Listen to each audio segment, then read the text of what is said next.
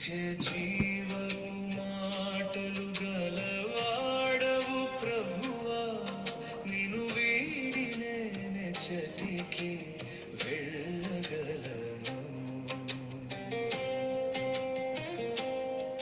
నీ చింతనే కూర్చుండి నీ మాటను విందును, నిన్ను నే పరికించి అనుకరించెదను,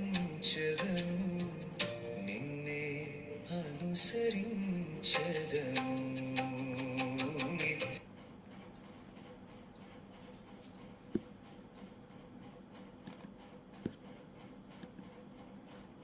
ప్రపంచము నలుమూలలకు విస్తరించిన ప్రియమైనటువంటి తెలుగువారికి అందరికీ కూడా క్రీస్తు నామంలో శుభాభివందనాలు.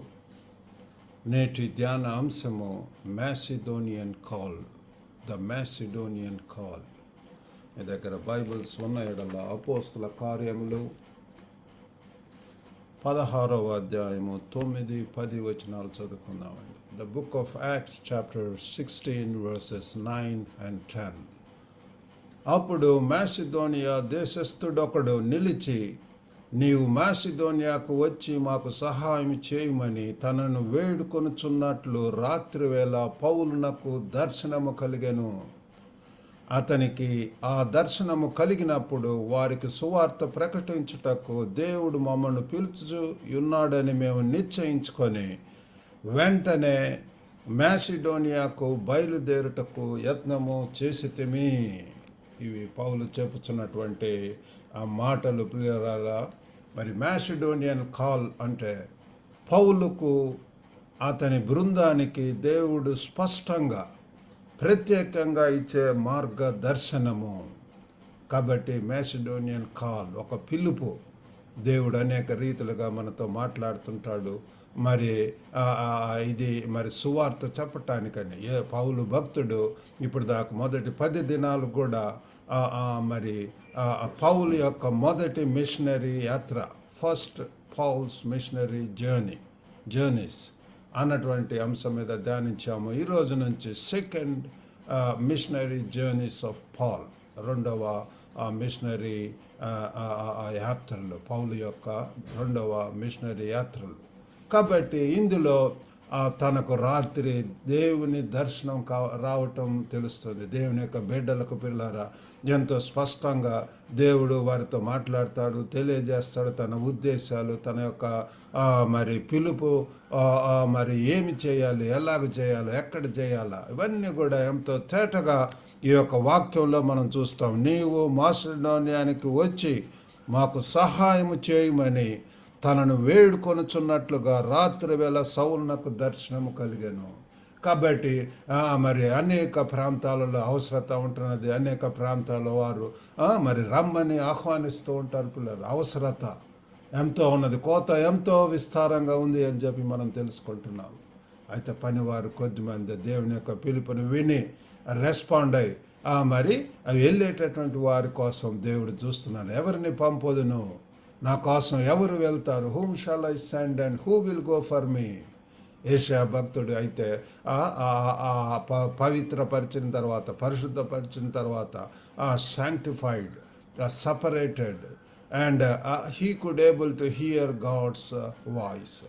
ఆ స్వరము వింటిని అని చెప్పి చెప్తున్నాడు. ఇలా దేవుడు మాట్లాడే దేవుడు మనతో మరి ఎంతో స్పష్టంగా ఇక్కడ పౌలు భక్తుడితోటి మరి స్పష్టంగా మరి మాట్లాడటం చూస్తున్నాం. ఇది సువార్త మిషన్ను మాసిడోనియా ప్రాంతానికి ముందుకు కదిలించమని పిలుస్తుంది పిల్లలు. ఎక్స్టెండింగ్ పిల్లలు బౌండరీస్. మన యొక్క ప్రాంతంలోనే సుఖంగా లేకపోతే సౌఖ్యంగా ఉండటం కాదు, కానీ ఇది మారుమూల ప్రాంతాలకు, అన్రీచ్డ్ ప్లేసెస్, ఇంకా ప్రభువుని ఎరుగనటువంటి ప్రాంతాలు, యేసుని ఎరుగనటువంటి ప్రాంతాలు, సువార్త అందని ప్రాంతాలు ఎన్నో ఉంటున్నాయి పిల్లలు. కాబట్టి ఆ ప్రాంతం నాకు మరి వెళ్ళమని చెప్పి దేవుడు వారిని ప్రేరేపిస్తున్నాడు, వాళ్ళను నడిపిస్తున్నాడు పిల్లలు. వాళ్ళకి ఇష్టమైన ప్రణాళిక వల్ల కాదు, ఏదో వారికి ఇష్టమైనటువంటి ప్రదేశానికి వెళ్ళి చెప్పటం కాదు, కానీ దేవుడు పంపిన ప్రదేశంలో దేవుడు వారిని వెళ్ళి సహాయం చేయమని చురుకుగా పిలుస్తున్నాడు పిల్లలు. కాబట్టి 3 విషయాలు ధ్యానించిన వింటున్నాము. మొట్టమొదటిగా మరి దర్శనము, మిషన్ను దేవుడు స్పష్టపరుస్తాడు. Vision, God makes the mission visible. దేవుడి పిల్లలు ఒకటి పని మనకు చెప్పినప్పుడు దాంట్లో ఆ స్పష్టత అనేది ఇస్తాడు, ఆ క్లారిటీ ఇస్తాడు, ఒక దర్శనం పిల్లలు విజిబిలిటీ అనేటటువంటిది ఉంటుంది. మనం చూడగలుగుతాం ప్రత్యక్షంగా.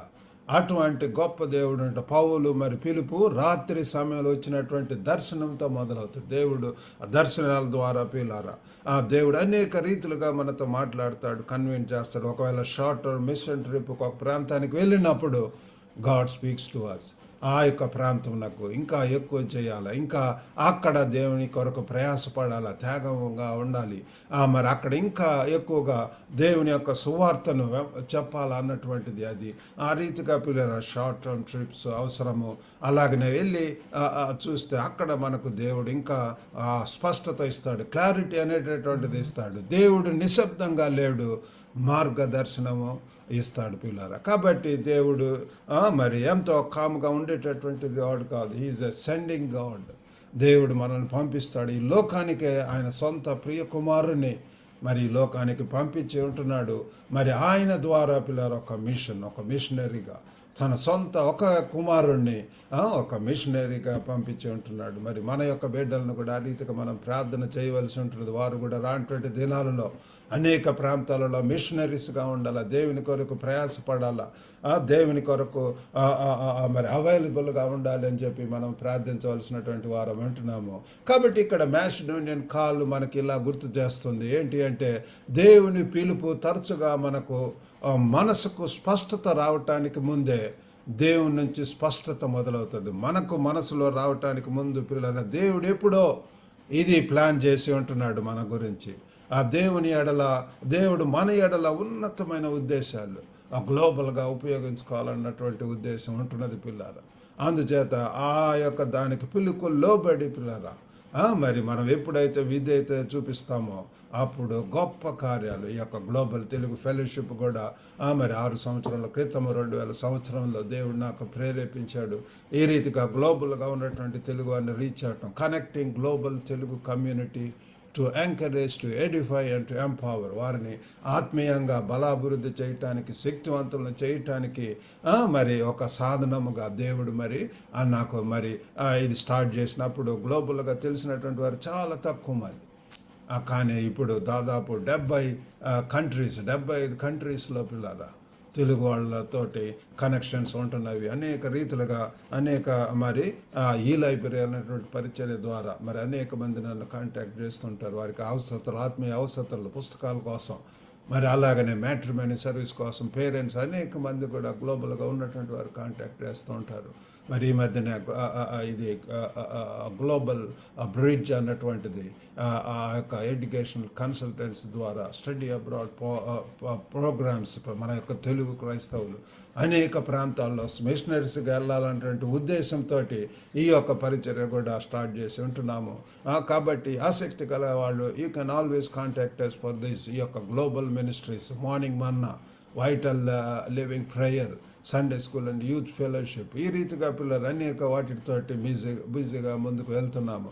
కాబట్టి దేవుడు ఒక మార్గాన్ని స్పష్టంగా చేయటం మొదలు పెడితే మరి విశ్వాసులు ఏం చేయాలో మనం శ్రద్ధగా వినాలి, భయపడకూడదు.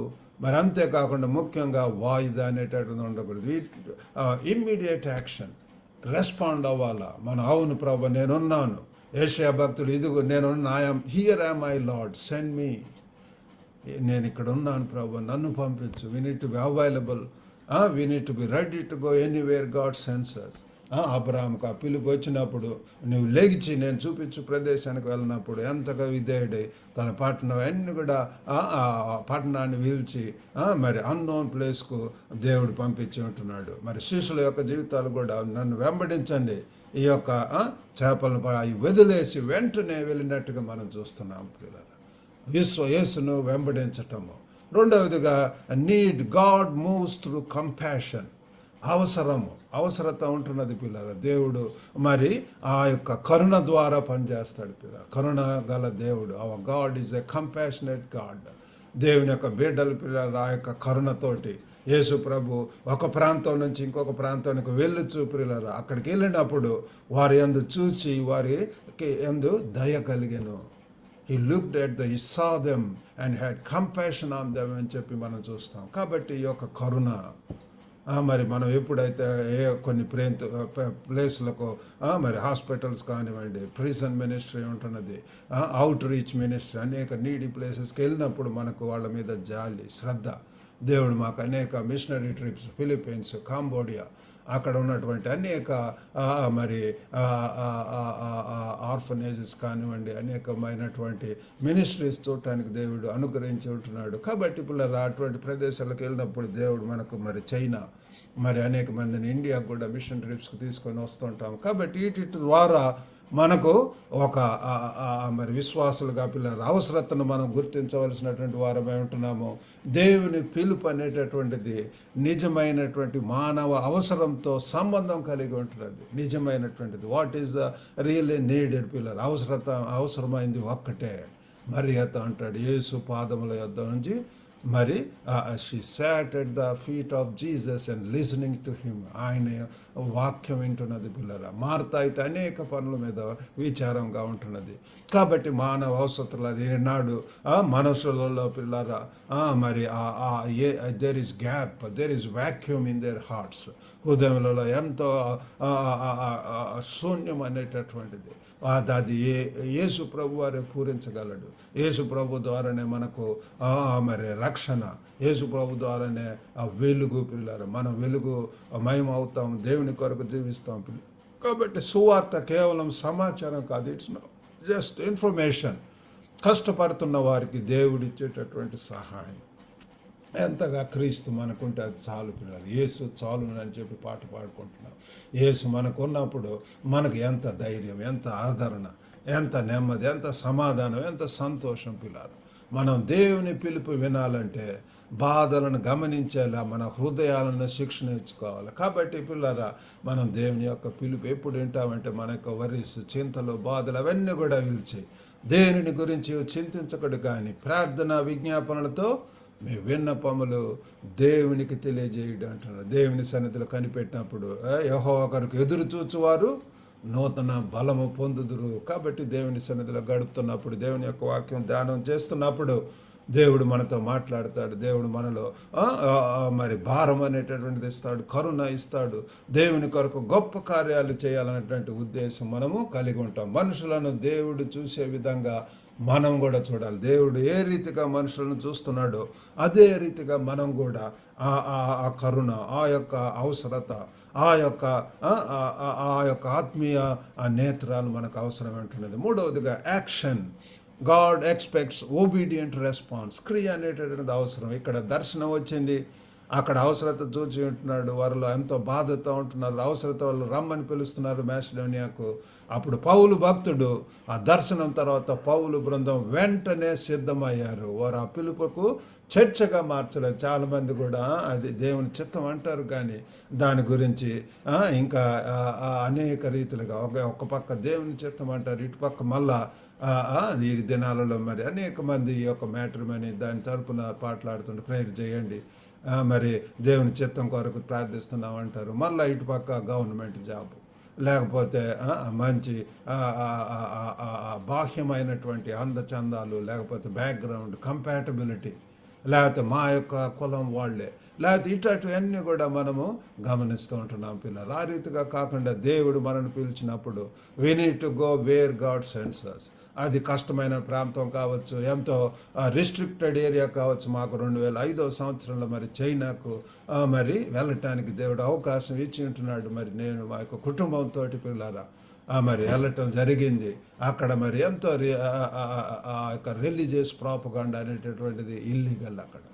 అక్కడ మనం బాహ్యంగా చెప్పలేము. అయినా సరే దేవుడు అక్కడ 1-to-1 పర్సనల్ రిలేషన్ ఇవాంజలిజం చేయటానికి, ఇంకా బైబిల్ స్టడీస్ ఇంట్లోనే చేయటానికి, ఇంకా ఆ రీతిగా అనేక రీతులుగా పిల్లలు ప్రతిదినం మార్నింగ్ మన్న అక్కడే అప్పటి నుంచే నేను మొదలుపెట్టి ఉంటున్నాను. ఈ రీతిగా మార్నింగ్ మన్న డైలీ డివోషన్ పంపించడం చైనా భాషలోనికి తర్జుమా చేసేది పంపించడం. ఆ రీతిగా పిల్లరా మనము ఎప్పుడైతే యాక్షన్ అనేటటువంటిది అవసరం, ఊరికి ఎప్పుడు కూడా దేవుని చిత్తం అంటాం కాదు, కానీ విధేయతతోటి ప్రభు అనేటటువంటి వారు పరలోకం వెళ్ళరు వెళ్ళరు, కానీ ఎవరైతే దేవుని చిత్తం చేస్తారో క్రియలతో కూడినటువంటి విశ్వాసం అవసరం పిల్లారా.